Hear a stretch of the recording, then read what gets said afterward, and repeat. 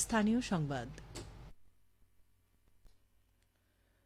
আসসালামু আলাইকুম। বাংলাদেশ বেতার, রাজশাহী। স্থানীয় সংবাদ পড়ছি মাসুম আক্তার জামান অনিক।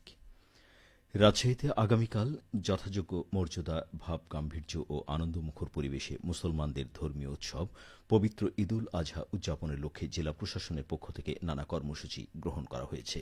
সংশ্লিষ্ট কর্তৃপক্ষের ব্যবস্থাপনায় আগামীকাল সূর্যোদয়ের সঙ্গে সঙ্গেই সকল সরকারি, আধা সরকারি, স্বায়ত্তশাসিত ও বেসরকারি ভবনসমূহে জাতীয় পতাকা উত্তোলন এবং সরকারি ভবন ও সড়কসমূহ সজ্জিত করা হবে। সকাল 7:30টায় মহানগরীর হজরত শাহ মুকদুম রহমতুল্লাহ আলাহি কেন্দ্রীয় ঈদগাহ ময়দানে ঈদের প্রধান জামাত অনুষ্ঠিত হবে।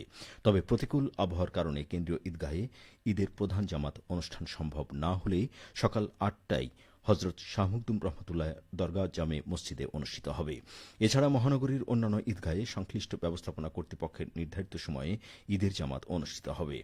পবিত্র ঈদুল আজহা উপলক্ষে ওই দিন সুবিধামতো সময়ে হাসপাতাল, কারাগার, এতিমখানা, শিশু কেন্দ্র, শিশু পরিবার, শিশুপল্লী, শিশু সদন, ছোটমণি নিবাস, শিশু বিকাশ কেন্দ্র, সেফ হোম এবং অনুরূপ প্রতিষ্ঠানসমূহে সংশ্লিষ্ট কর্তৃপক্ষ উন্নতমানের খাবার পরিবেশন করবে। পরিচ্ছন্নতা কর্মীরা যেন দ্রুততম সময়ে বর্জ্যসমূহ অপসারণ করতে পারে, সেজন্য কোরবানির বর্জ্য যেখানে সেখানে না ফেলে নির্দিষ্ট জায়গায় ফেলতে জেলা প্রশাসকের পক্ষ থেকে অনুরোধ জানানো হয়েছে। সৌদি আরবের সাথে মিল রেখে পবিত্র ঈদুল আজহা উদযাপন করেছে রাজশাহীর পুঠিয়া উপজেলার কৃষ্ণপুর এলাকার কয়েকটি পরিবার। আজ সকাল 7:30 কৃষ্ণপুর মুসলিম জামে মসজিদে ঈদুল আজহার নামাজ অনুষ্ঠিত হয়। নামাজের ইমামতি করেন চারঘাট উপজেলার ডাকরা এলাকার ব্যবসায়ী আনোয়ার হোসেন। নামাজে মুসল্লিদের উপস্থিত ছিল মোট 10 জন, পুরুষ মুসল্লি 8 জন এবং মহিলাদের উপস্থিতি 2 জন। ঈদের নামাজ আদায় করা ব্যক্তিরা জানান, প্রতি বছরে এখানে ঈদের নামাজ আদায় করি। পূর্বে দেশের প্রচলিত নিয়মে ঈদের নামাজ আদায় করতাম, তবে এখন সৌদি আরবের সাথে মিল রেখে ঈদের নামাজ আদায় করতে পেরে আমরা অনেক খুশি। আসন্ন ঈদুল আজহাকে সামনে রেখে শেষ মুহূর্তে ব্যস্ত সময় পার করছে সিরাজগঞ্জের কামারপল্লীর কারিগররা।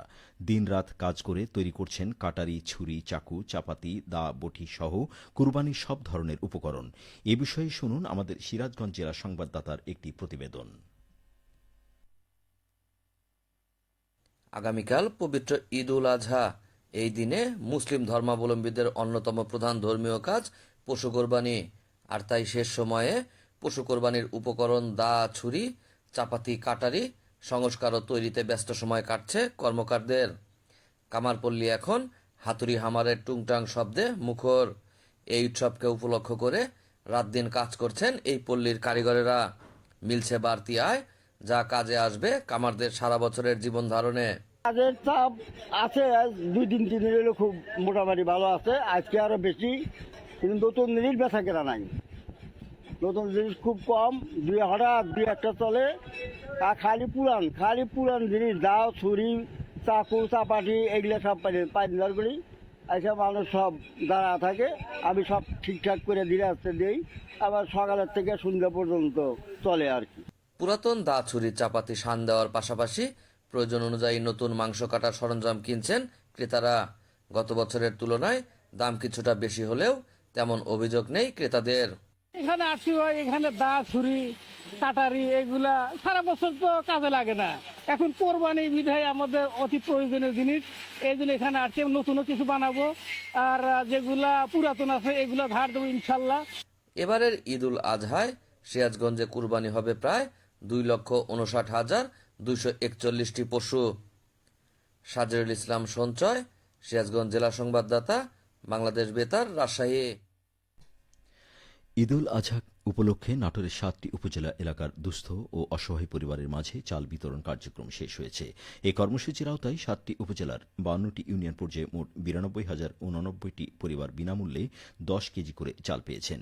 জনসংখ্যার আনুপাতিক হারে সুবিধাভোগী পরিবারের মধ্যে সিংড়া উপজেলায় 28,402 জন, বড়াইগ্রামে 14,951 জন, গুরুদাসপুরে 14,917, লালপুরে 12,728, নলডাঙ্গায় 5,580 এবং বাগাতিপাড়া উপজেলায় 5,243 জন। জেলা ত্রাণ ও পুনর্বাসন কর্মকর্তা এ.কে.এম. শাহ আলম জানান, ইউনিয়ন পর্যায়ে বিতরণের জন্য দুর্যোগ ব্যবস্থাপনা ও ত্রাণ মন্ত্রণালয় 220 টন ভিজিএফ চাল বরাদ্দ প্রদান করে। সংশ্লিষ্ট উপজেলা প্রশাসনের মাধ্যমে এসব উপজেলার অন্তর্ভুক্ত 52টি ইউনিয়নের সুবিধাভোগীদের চাল বিতরণ কার্যক্রম ইতিমধ্যে সম্পন্ন হয়েছে। সবশেষে আবহাওয়া। আজ রাজশাহীতে সর্বোচ্চ তাপমাত্রা ছিল 35.7 ডিগ্রি এবং সর্বনিম্ন 26.5 ডিগ্রি সেলসিয়াস। বিকেল 3টায় বাতাসে আপেক্ষিক আর্দ্রতার পরিমাণ ছিল 61%। রাজশাহী পার্শ্ববর্তী এলাকায় আজ সূর্যাস্ত সন্ধে 6:52। সংবাদ শেষ হল। আমাদের পরবর্তী স্থানীয় সংবাদ সন্ধে 6:45।